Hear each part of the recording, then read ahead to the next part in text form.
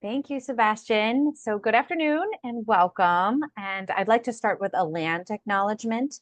The University of Washington Combined Fund Drive acknowledges the Coast Salish peoples of this land, the land which touches the shared waters of all tribes and bands within the Suquamish, Tulalip, and Muckleshoot nations, and that we occupy this land.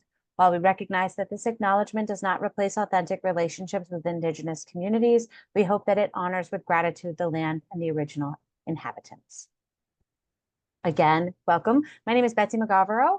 I am one of the campaign assistants with the University of Washington Combined Fund Drive. And in my role, I have the distinct pleasure of connecting nonprofits in the community to our amazing UW employees.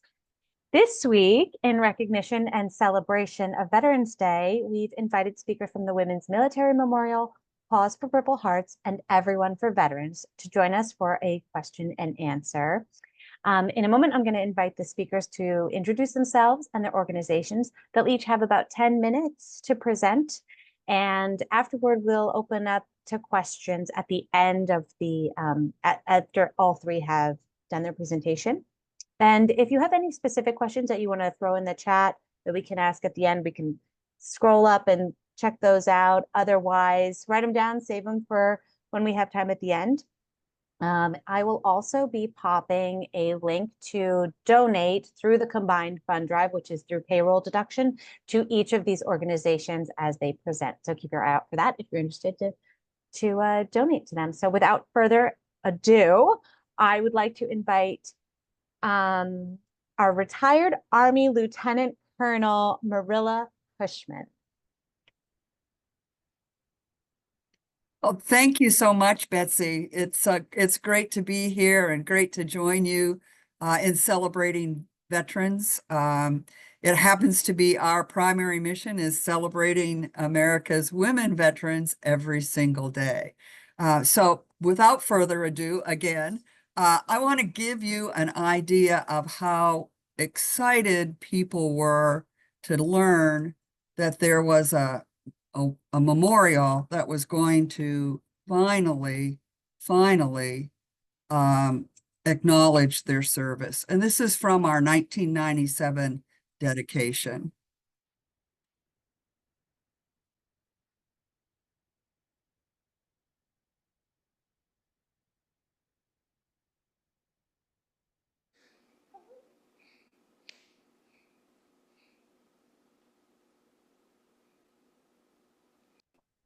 I don't have anything playing, Sebastian.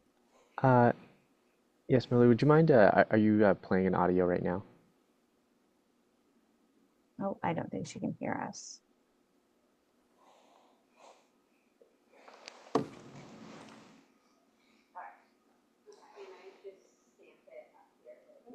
Sorry, everybody, hang tight.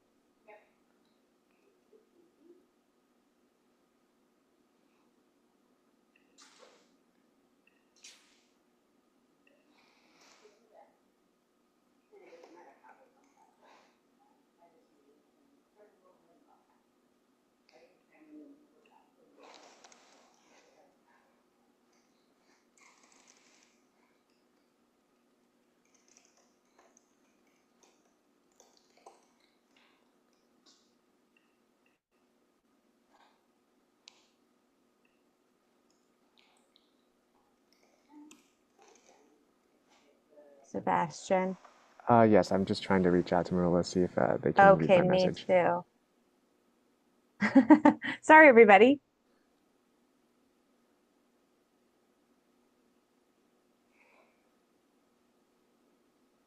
Um,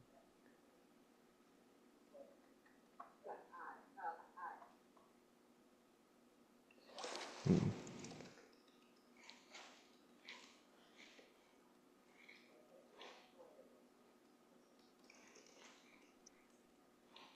So for those of you who aren't familiar with this organization, the Women's Military Memorial is located in Washington, D.C., near Arlington Cemetery. And it specifically honors women who have served. And Marilla just shared with me that last weekend at one of the Washington Commanders NFL games, they honored veterans, and the top woman in the Navy was there being honored. the top admiral, 4-star admiral. And there was also a nurse who served in the Vietnam War who was honored at the football game. And I think that's just really neat. And if you think of how many veterans there are, for those 2 women to really stand out in a huge crowd like that is just really special. And that their work in particular is being uplifted by this memorial. Hi, Marilla, can you hear us? I can hear you. Can you hear me? Yes, I don't think we were able to hear the audio you were playing or the video you were sharing just now. Would you mind trying again?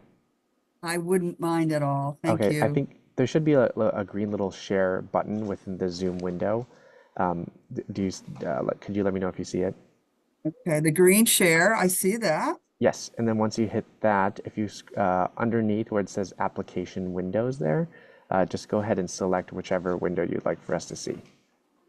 And then, but before you hit share, there should be options to hit share sound and optimize for video sharing boxes on the right-hand side for you to tick as well. Okay. So share, and you see, um,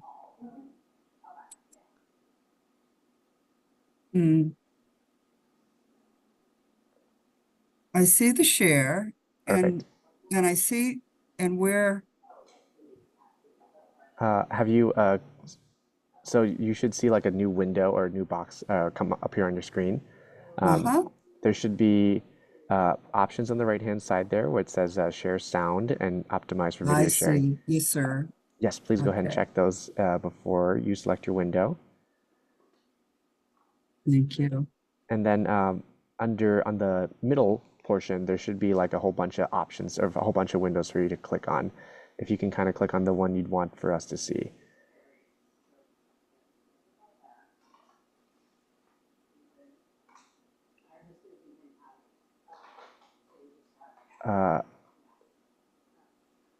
Not there, or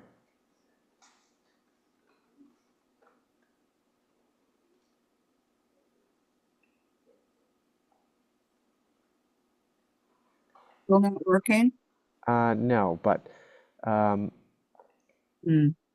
Well, perhaps you. I don't want to hold you all up. It was what the video speaks to is our dedication. And as I said, it was I wanted you to see it because it illustrates how much this memorial means to the women who've served.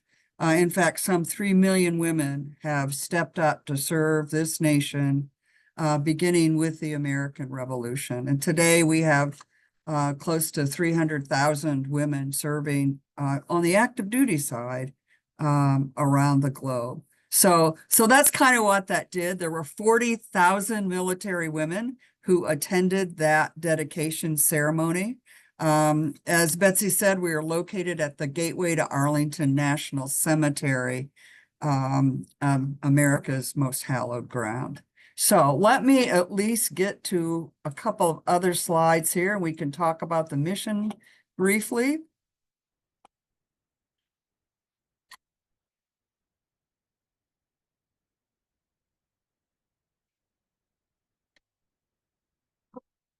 So our mission is simple. It's to honor and tell the stories of the some 3 million women who've served this nation so proudly and well, which leads us to obviously the vision. We are the only historical repository that documents all military women's service.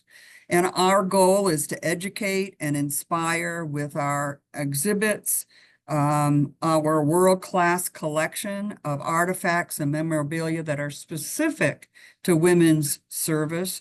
Some of them have never been seen by the public before, certainly one of a kind, as well as programs and events that we hold at the memorial itself.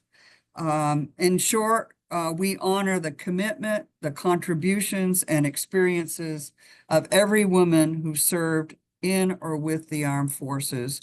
And as I said, beginning with the American Revolution. The memorial is the focal point of and kind of the mecca for for telling this story of women's service.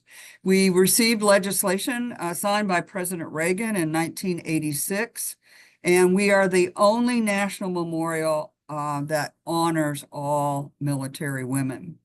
It was built and it has continued to be funded and maintained by private donations. In fact, some 75% of the donations to this memorial are from the very women themselves who this memorial represents.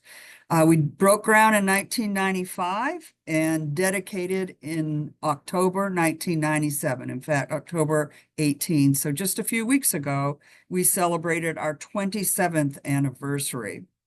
We are at the very gateway to Arlington National Cemetery.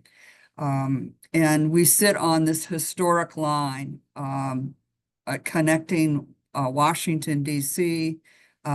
With the Lee Custis Mansion that you can see up behind the memorial. So the memorial staff, my colleagues and I are responsible for operating and maintaining this 33,000 square foot memorial and education center. We manage an archive and collection of more than 8,000 separate donations and a library of some 1,000 titles. We conduct a variety of programs that speak specifically to women's service to the nation throughout our history. We also maintain what we call a register. We ask women to register their service. What does that mean? Send us your picture, tell us a little bit about what you did, your awards and decorations, where you deployed, and it all goes into a database.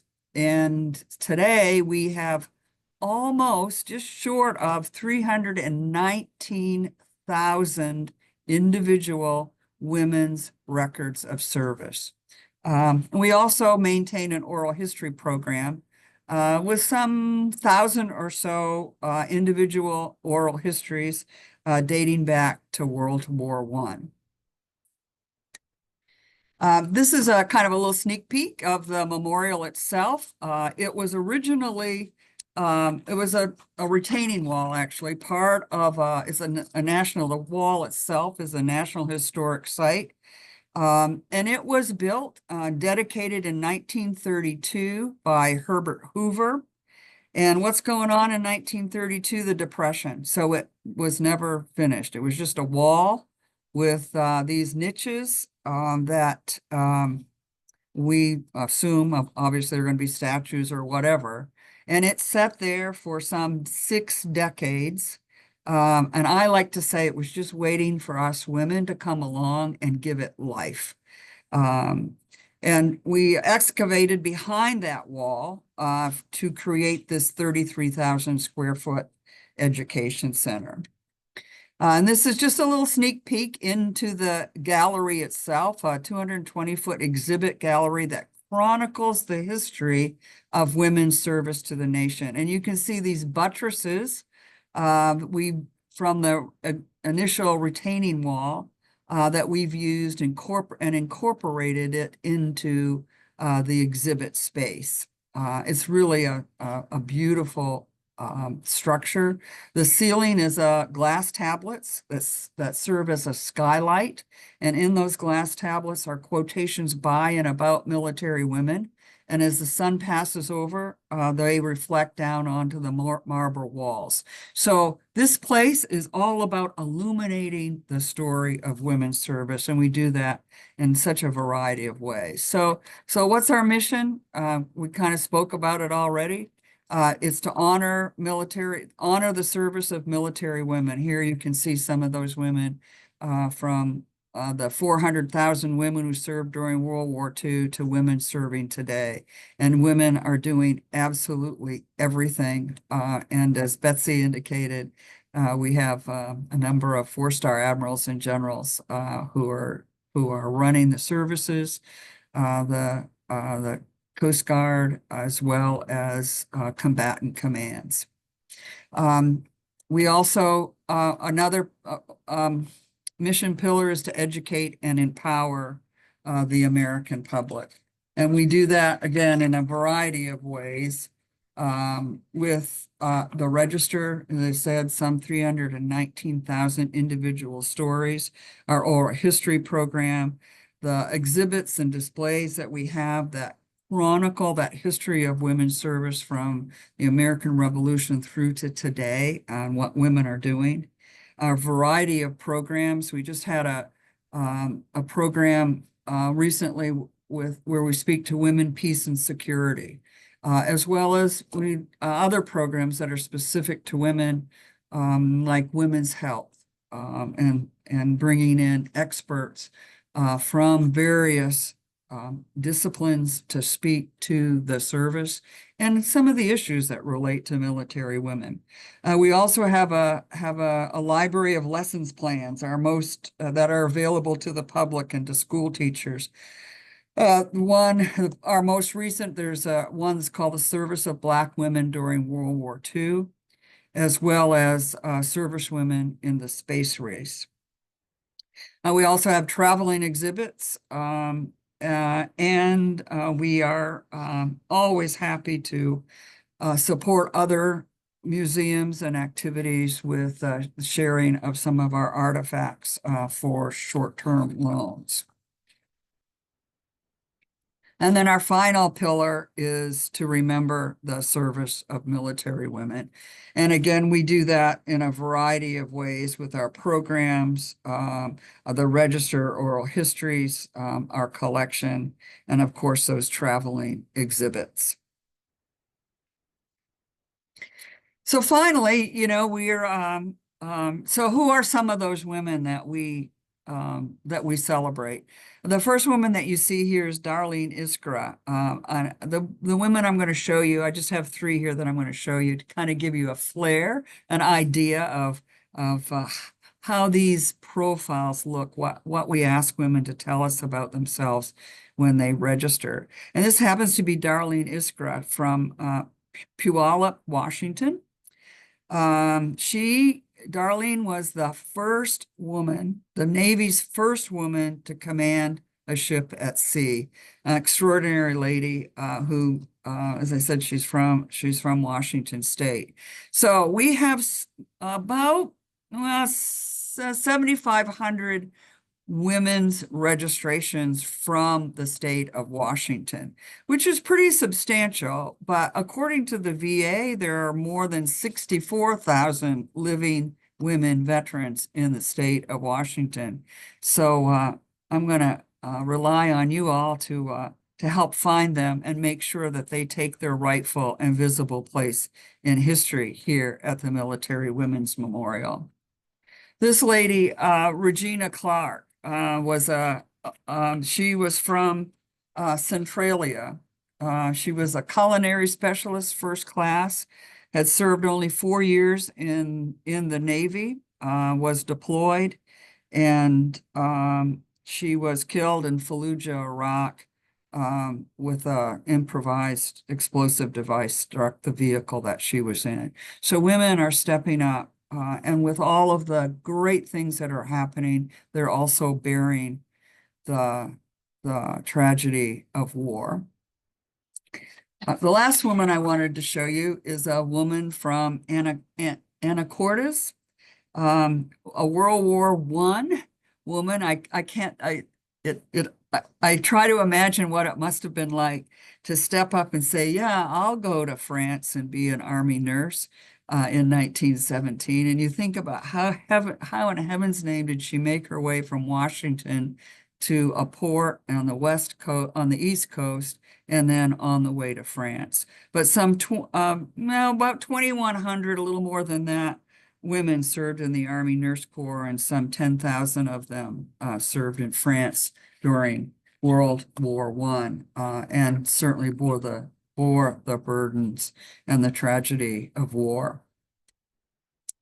So, what do I ask folks? We ask them to help us identify women who've served and to make sure their story of service is registered here at the Military Women's Memorial. Our our story will never be complete until we have the some 3 million women who've served. And so I'm sure many of you know the story. There's less than 1% of the Americans today serve in the military, and about 15% of that 1% are women. So just a minuscule amount of women who've stepped up, who are doing extraordinary things in support of this memorial, of this nation, and in protecting our freedoms. So we ask you to help us find and register service women, or encourage them to do that for themselves. Easy to do. Go to womensmemorial.org, click on create an account, and just follow the prompts. And this story of service will be here. This woman will take her rightful place in history for all time here at the Military Women's Memorial. So my final slide is again another video. I don't think you'll be able to see it, but let me just give it a try.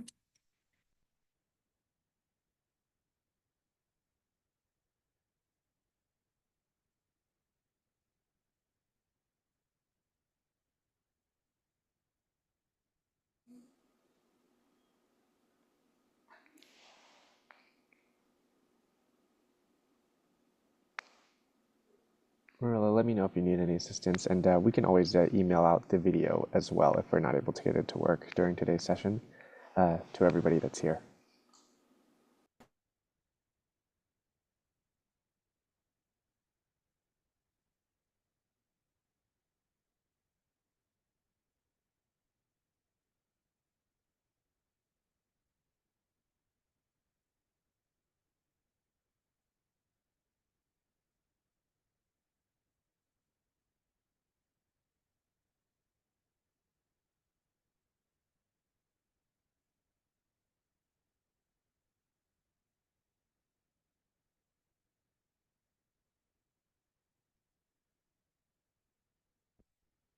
So thank you very much. Thank you, Marilla. Thank you so much, Marilla. That was really insightful. And I have so many questions for you, but I want to save them for the end. So I'd like to now welcome Sonia Jordan of Paws for Purple Hearts. Hi, I'm going to try to share my screen as well. Hopefully it works. Does not look like it's going to work today. My Mac is giving me problems, but I am happy to chat and tell you about what we do and who we are. So again, my name is Sonia. I am the marketing and communication specialist with Paws for Purple Hearts. We are a nonprofit that trains service dogs for veterans with service-related disabilities. You do not have to have a Purple Heart to receive a dog from us. You just need to have a service-related disability that is either qualified as PTSD, TBI, or mobility challenges. Our mission is to improve the lives of America's warriors facing mobility challenges and trauma-related conditions like PTSD and TBI by providing the highest quality assistance dogs and canine-assisted therapeutic programs, and by building public awareness about the important role that dogs play in helping to warriors along the road to recovery. So right now we have 2 service dogs in training. Their names are Olivia, and and I will send pictures later on if you'd like to see them. I'm happy to share them. But she is a beautiful and very sweet 1-year-old golden retriever. She loves belly rubs. And then our other service dog in training is Valor, and he is an 8-month-old puppy. And super funny, when we got invited to this, I almost lost my mind because we just got Valor. So Valor for Veterans was it was a fluke. It was a sign that it was meant to be. We will also be, and this is the first time I'm sharing this in an official way, but we should also be receiving another service dog in training at the beginning of December. And I can't share the name with you, but I can tell you that the name should start with a W. So I'm very excited for that. Fingers crossed it's a black lab, because they're my favorites. But we run 3 programs as a nonprofit. Of course, we place service dogs with veterans, but we like to maximize the impact that we have in the veteran community while our dogs are in training, because they are in training for about 2.5 to 3 years, depending on the maturity and the personality of the pup.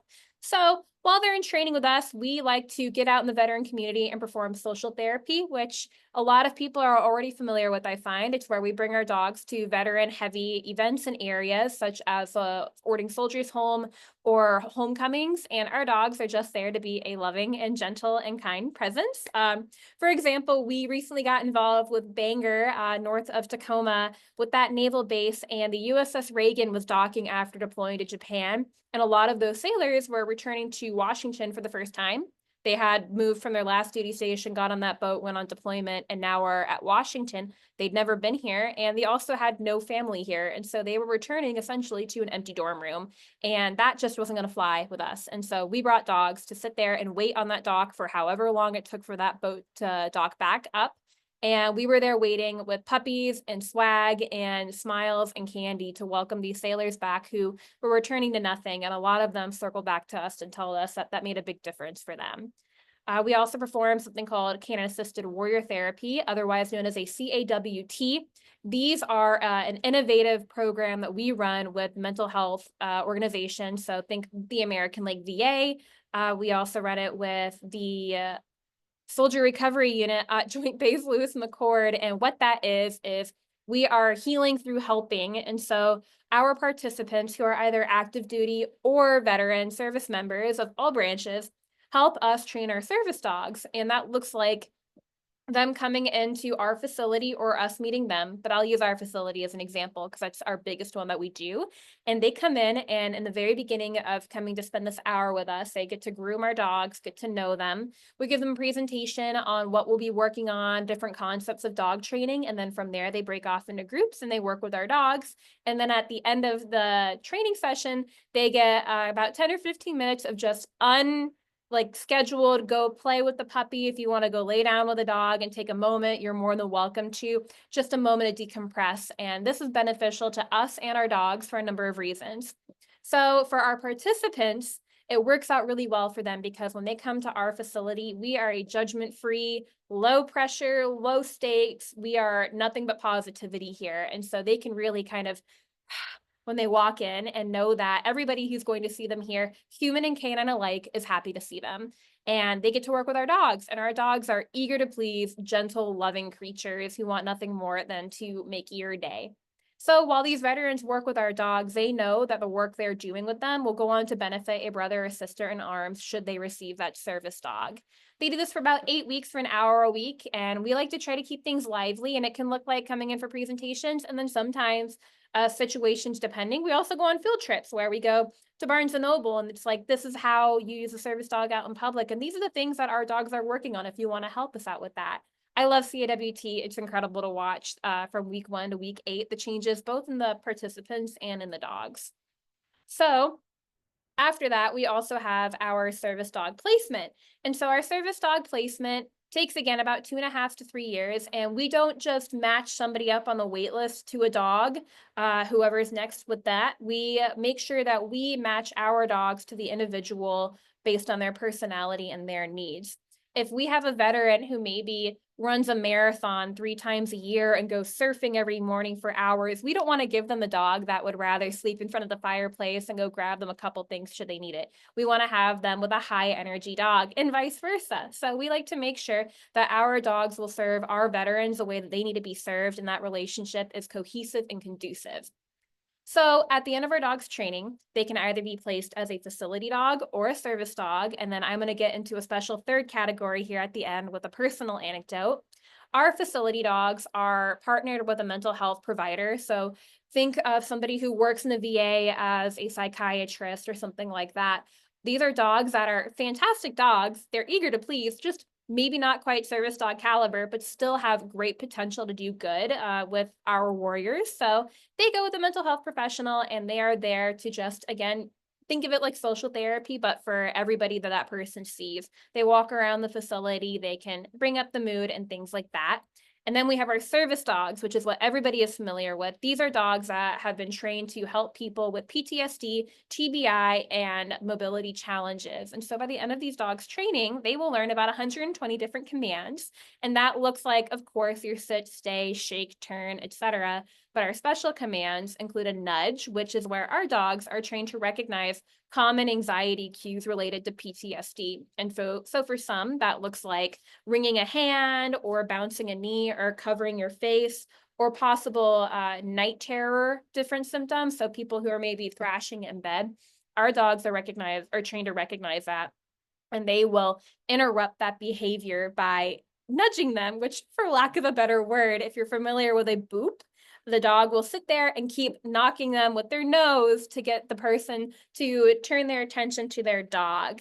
And after that, they can also get the dog into a lay-on or a lap, which is where our dogs are trained to put their feet up on your lap or lay across you to encourage some deep pressure therapy, which, if you're not familiar, can really soothe people in times of distress. Our dogs are also trained to turn lights on and off. They can open doors, they can grab things. My personal favorite is they can take your socks off for you, which is super fun. And they can also zip and unzip jackets. These dogs are really, really specialized in their training, and they're incredibly smart. And then for our third type of dog, and I love to be transparent with this, not every dog that we get is going to end up being a service dog. We have super high standards, and we don't want to force a dog that doesn't want to work. That's not conducive to a dog's health. And so what we like to do is we like to make sure that that dog still does good outside of the program. And with that, I want to talk to you about Patrick. Patrick was our second service dog in training here at our Washington site, and Patrick ultimately was released from our program. He didn't quite meet the standards. He wasn't the best service dog, but he was a fantastic dog and was incredibly attuned to people's emotions. And so one of our CAWT participants who worked with Patrick heard that he was going to be released and was looking for a home. And he's also a veteran. And he said, I am really interested in adopting Patrick. The funny thing to this is that that participant's name was also named Patrick. So we've got Patrick Sr., the human, and I'm going to refer to Patrick Jr., the canine. Patrick Sr. Ended up adopting Patrick Jr., and he reached out to us. He talks to me almost every week to let me know what's going on with Patrick, the dog. And he said, I just wanted all of you to know how much what you guys are doing is helping. I know Patrick is not an official service dog, but he has helped me through the hardest thing I've ever done in my life. Still, every day is a struggle, and one of the only things that keeps me going is him. He loves me just because. He is so in tune to my emotions and just wants to love and take care of me. I credit to the love and the training that you put into him. I just want you to know that you're making a difference. Thank you for caring. And the reason why I share this story is because we never hear about the service dogs in training that don't necessarily make it. But Patrick stands as an unconventional and untraditional way that our work and our training still went on to benefit a veteran just in a different way. So with that being said, a little bit of background information about PPH outside of the Washington site is that we operate nationally. We operate out of Alaska, multiple sites in California. We have a site in San Antonio and a site in Rutgers Glen. And with that being said, I am happy to answer any questions about what we do or any inquiries about receiving a service dog or getting involved with us. But I'm just super grateful to be here, and I'm really grateful to work for Paws for Purple Hearts. So thank you so much, Betsy, for having me here. Thank you so much, Sonia. That was lovely. And I was like tearing up, just very moving, the work that you're doing. And lastly, I'd like to welcome Jessica Elwell from Everyone for Veterans. Thank you so much. All right. Is that slide showing up for you there? Yep. We can see it. I wanted to make sure you have my contact info in case you had any questions to follow up. I know it's a lot of information that I'll be giving today. So I have been in the nonprofit space for about 18 years. I was born at Fort Ord Army Base. My mother was enlisted. So veterans and our military have always been a part of my life, and they're some of my favorite people. In a lot of ways, coming to Everyone for Veterans felt like coming home to family. So I am the executive director here, and we are a national organization headquartered in Issaquah, Washington, currently serving veterans in about 39 states around the country. We were founded in 2017 by Dr. Teresa Cheng, a periodontist from Issaquah, and she's also the 2021 American Dental Association Humanitarian Award recipient. When Dr. Cheng began this work, she had no experience with the military, but saw a critical need and decided to do what she could by saying yes to helping our nation's veterans.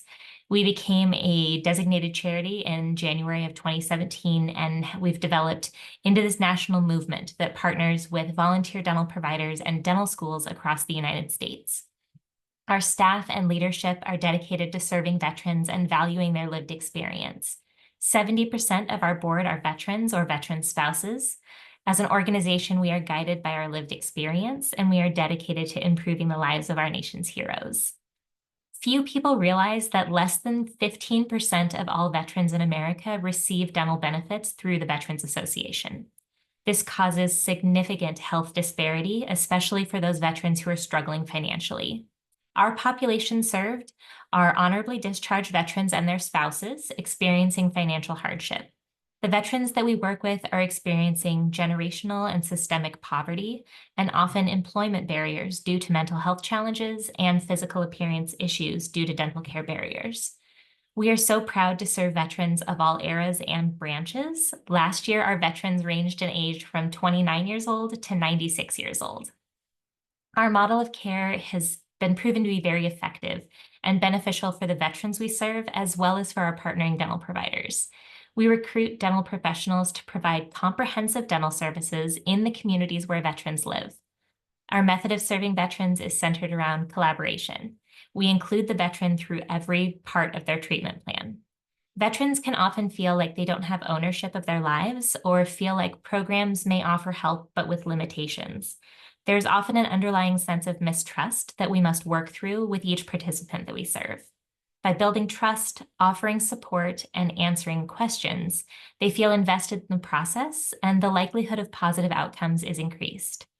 Many of these veteran patients are so grateful for the support and care they receive, they stay on as paying patients at that office as their new dental home when treatment is completed. For the veterans we serve, the dental care they receive, it doesn't just restore smiles. It restores self-confidence, dignity, and quality of life. Many veterans have shared with us that the pain that they have endured from untreated dental problems holds them back from leading full and healthy lives. By eliminating pain and addressing these issues, we are helping veterans regain their health.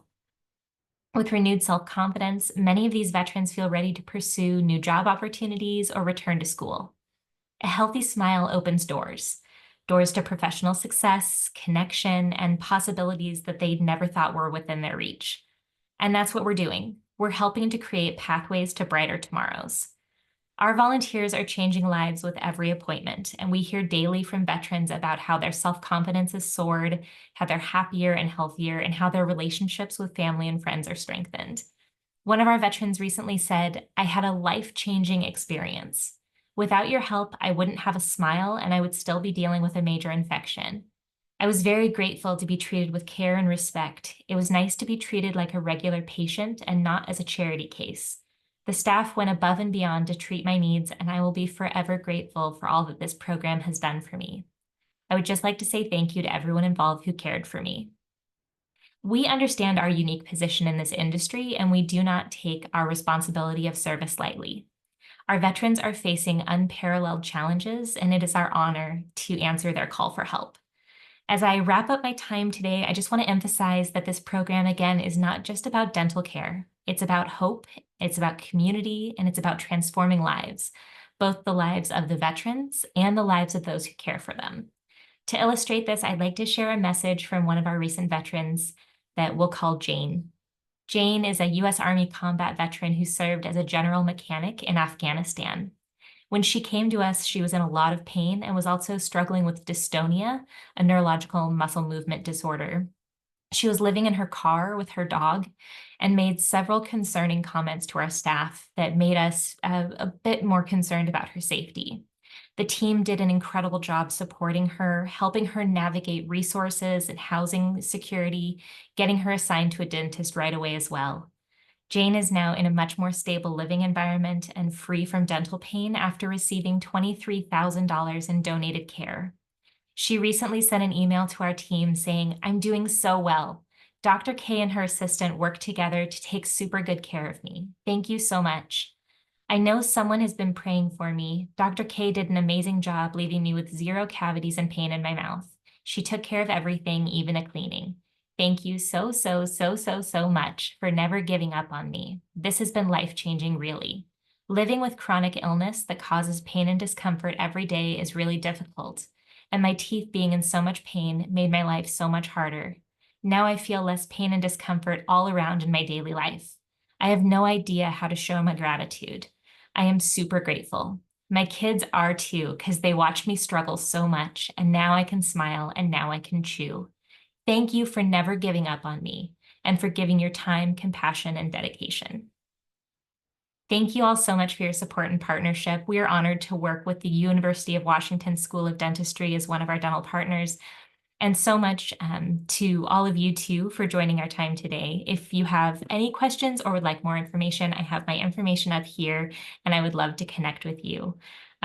Just one last thing, I wanted to point out that as we've talked about transformation and we've talked about the people that we're serving, the veteran in the center of this photo is Christina, and she had stopped smiling for years because she was missing a front tooth.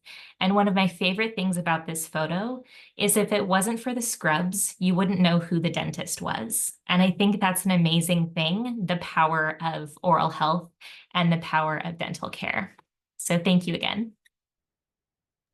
Thank you so much, Jessica. I really appreciate that anecdote about the children of that woman who received care. Like just that when we care for veterans, it's a reverberation to care for other people in their lives as well. And I just appreciate you pointing that out. I want to open up to questions. Jolynn Mason has entered one into the chat, and she says, "What do you think is this is for all three of our speakers. What do you think is the biggest misconception about the needs of veterans returning to civilian life?"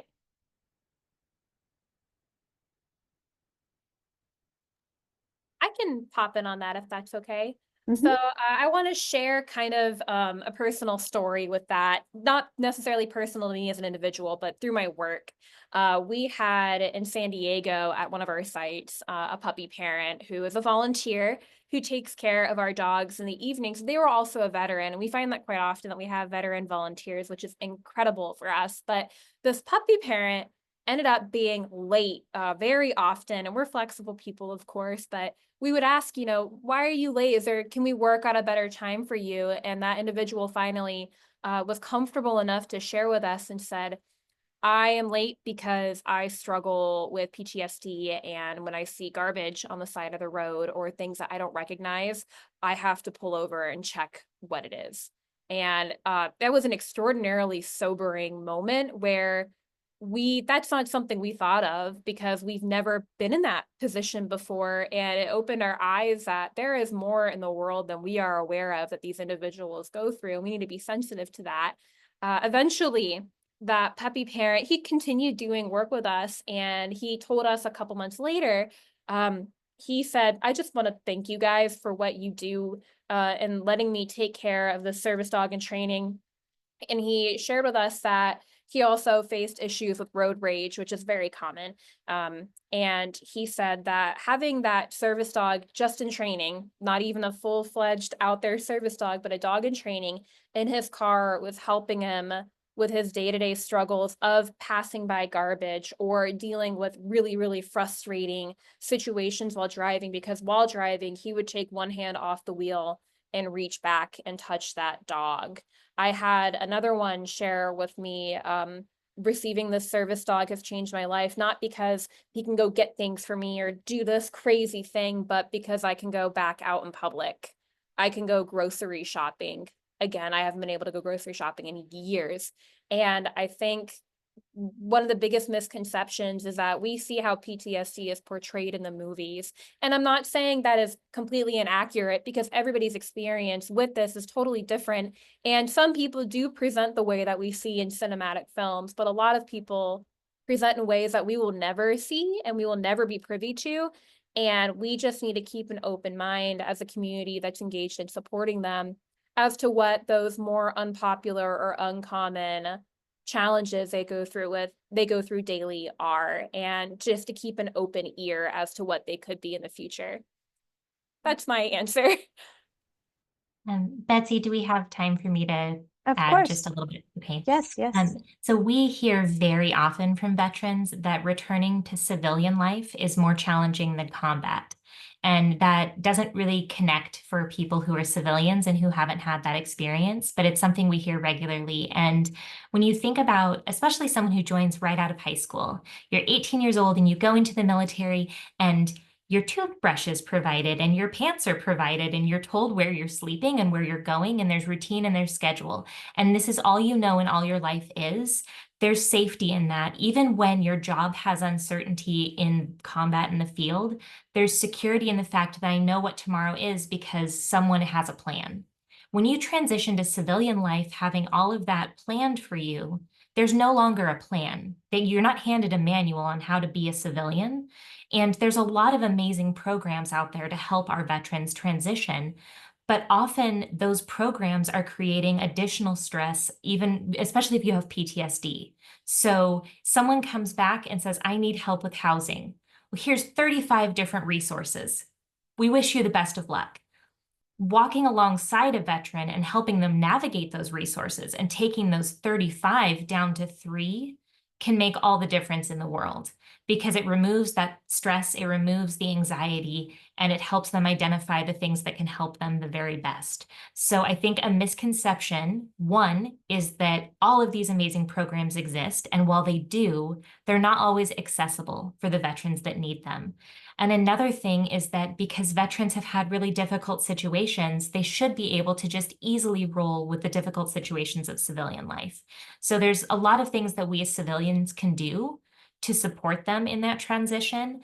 And the best thing we can do is listen and hear what they're actually telling us before we provide the help that we think they need. Thank you, Jessica. If I might just reinforce what both Sonia and Jessica have said, navigating the civilian world is really a challenge at times for our veteran. And as Jessica said, you live day to day with a plan. You have a battle buddy. There's always somebody there. And there's always, a step for you, a next step for you that's planned out. And certainly, even navigating the medical system is difficult. I found that myself I would report to my physician, my primary care, and they would do whatever they needed to do. And I saluted and did it. And now being a retiree, for example, just negotiating and understanding the civilian medical system and how to access it is a challenge. So thank you, ladies, both for reinforcing this challenge to transition to civilian life.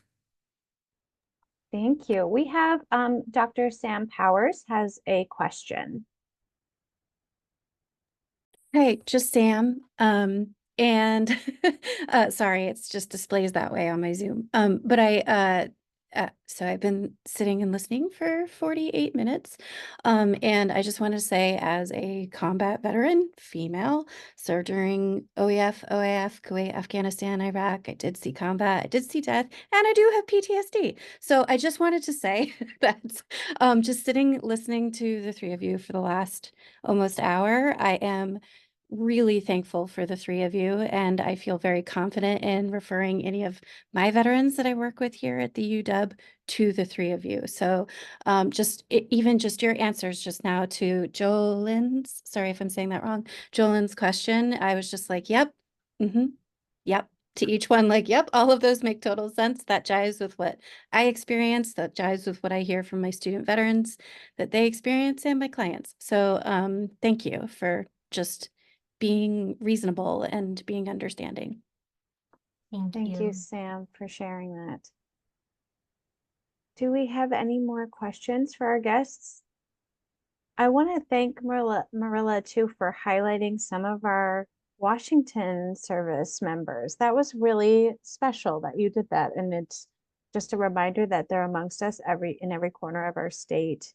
And also, Sonia, what you pointed out about road rage, like, it's just making me really rethink my life, my civilian life, just walking around and when people have certain reactions to things, that there's more to their story than what's being presented. So all of this is a great reminder to just treat everyone with care and kindness. And I really appreciate that. If there's any other questions. let me see. Jessica, one of the things I think about, particularly like Veterans Day, um, uh, is, when you shake a veteran's hand and you just kind of reflect on what that veteran has given to the nation, has endured, the challenges that they have um, met and overcome. I mean, it's just amazing to think about, just holding that hand where that has been. And so Sam Powers, thank you for your service and all that you've done, and for continuing to step up. So yeah, so when you shake a Likewise. veteran's hand today, think about that. And likewise to you. Definitely going to take that with me. Thank you. Anybody else have anything they'd like to inquire? Could I just say one last thing, Betsy? I'm sorry. Of If any of the course. three of you would like to connect directly with me, I work with student veterans at UW. I'm the director of student veteran life here. I would love that. So just throwing that out there. And I can pass on my info to Betsy and Sebastian. I do have one more question, because I like to ask questions. If there was one takeaway that you, like, for those of us who are in civilian life and who've never been in service, that we could take away to help support folks who are making that transition. You shared some great stories and information, but if there's one thing we could do,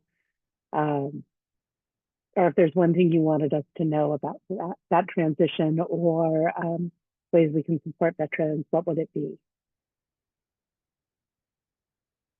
And that's for everybody.